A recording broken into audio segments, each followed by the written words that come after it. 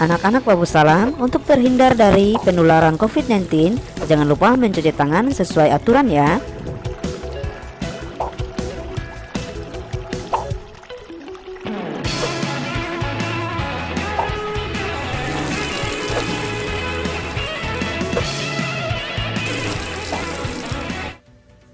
Assalamualaikum warahmatullahi wabarakatuh.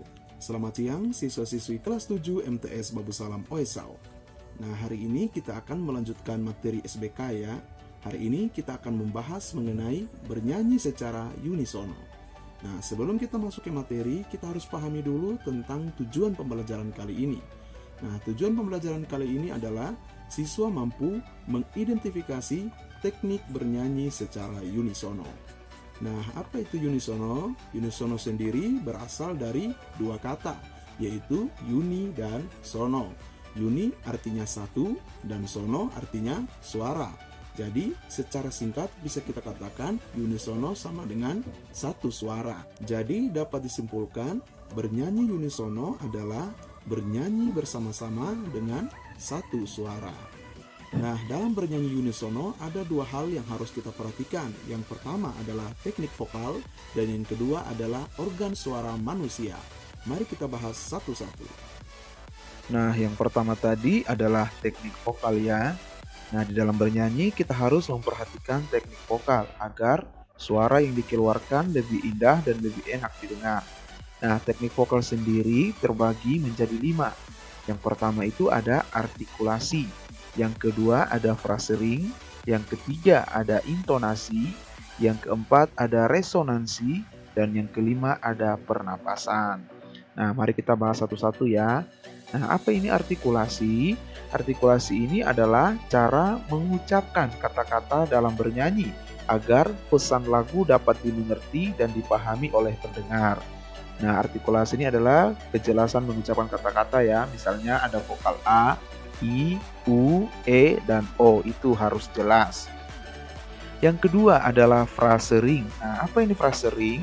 Frasering ini adalah aturan penggalan kalimat yang baik dan benar, sehingga mudah dimengerti dan sesuai dengan kaidah-kaidah yang berlaku. Nah, frasering berarti penggunaan kalimat yang sesuai dan pemenggalan kata-kata atau kalimatnya benar. Paham ya? Berikutnya adalah intonasi. Nah, intonasi mengandung arti ketepatan suatu nada atau istilahnya biasa disebut pitch. Nah, bunyi nada yang tepat akan menghasilkan suara yang jernih, nyaring, dan enak didengar. Yang berikutnya adalah resonansi. Nah, resonansi ini adalah suatu gejala bunyi yang dikembalikan dari suatu ruangan atau istilahnya gema, tahu ya? Nah, jadi resonansi ini semacam gema yang timbul karena adanya ruangan berdinding keras sehingga sanggup memantulkan suara. Dan yang kelima adalah pernapasan. Nah, untuk pernapasan sendiri nanti ada pembagiannya ya. Nah, pernapasan ini adalah usaha untuk menghirup udara sebanyak-banyaknya, kemudian disimpan dan dikeluarkan sedikit demi sedikit sesuai dengan keperluan. Nah, pernapasan sendiri terbagi menjadi 3. Yang pertama ada pernapasan dada, yang kedua pernapasan perut, dan yang ketiga pernapasan diafragma. Mari kita bahas satu-satu. Yang pertama, pernapasan dada. Nah, pernapasan dada adalah dengan cara membusungkan dada ketika menarik napas. Nah, cara seperti ini juga tidak baik karena jadi terkesan cepat lelah. Akibatnya suara tidak stabil dan terputus-putus. Berikutnya adalah pernapasan perut. Nah, pernapasan perut membuat penyanyi cepat kehabisan udara. Oleh karena itu, tidak cocok digunakan untuk menyanyi. Selanjutnya adalah pernapasan diafragma. Nah, diafragma ini biasa disebut dengan pernapasan rongga perut, artinya antara perut dan dada, yaitu melakukan pernapasan dengan mengembangkan rongga perut atau biasa disebut dengan diafragma. Nah, ini merupakan pernapasan yang optimal untuk bernyanyi karena akan menghasilkan napas yang panjang, ringan, santai, sehingga produksi suara jadi lebih bermutu. Paham ya? Yang kedua adalah organ suara manusia. Nah, dalam bernyanyi untuk mendapatkan suara yang bagus, kita harus memahami penggunaan organ-organ tubuh secara benar.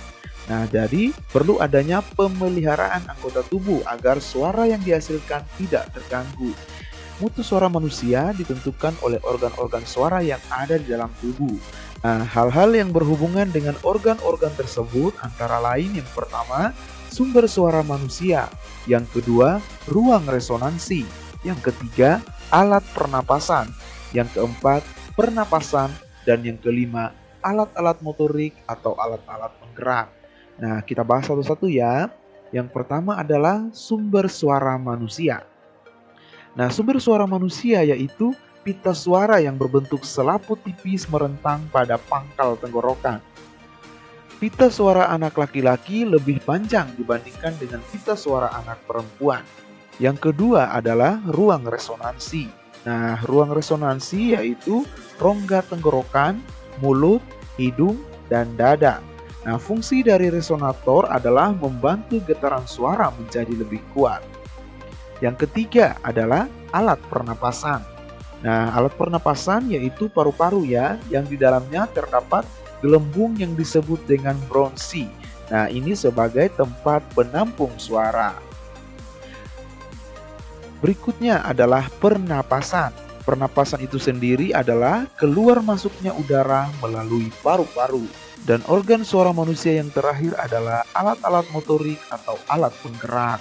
Nah, alat motorik dan alat penggerak yang dimaksud di sini adalah otot-otot sekitar punggung, diafragma, dan dada. Paham ya? Nah, mari kita lihat contoh bernyanyi secara unisono berikut ini. Akan menyanyikan lagu Selera Jamu yang berasal dari Jawa Tengah secara unisono.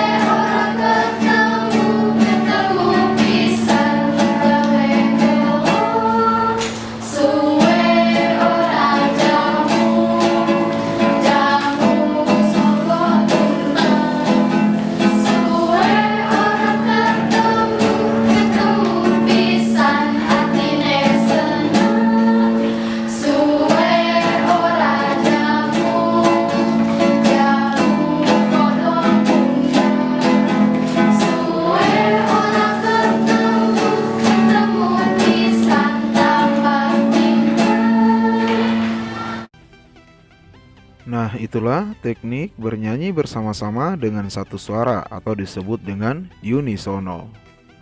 Sekarang silakan teman-teman mengerjakan tugas ini ya. Setelah selesai mengerjakan, difoto dan dikirim ke WA Pak Sawal. Ingat, batas pengiriman tugasnya hanya sampai jam 8 malam. Terus semangat dan selalu ceria. Wassalamualaikum warahmatullahi wabarakatuh.